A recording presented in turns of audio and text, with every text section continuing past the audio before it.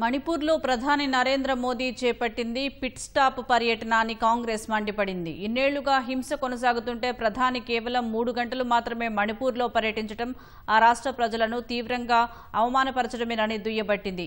మోదీ స్వాగత వేడుకను నిర్వహించుకోవడం, రోడ్ షో చేయడం అక్కడి ప్రజల గాయాలను మరింత క్రూరంగా పొడవడమేనని కాంగ్రెస్ అధ్యక్షుడు మల్లికార్జున్ ఖర్గే అన్నారు. బీజేపీ ప్రభుత్వమే ప్రస్తుత పరిస్థితికి కారణమని ఆరోపించారు. ప్రజల కష్టాలు వినకుండా ప్రధాని తప్పించుకున్నారని విమర్శించారు.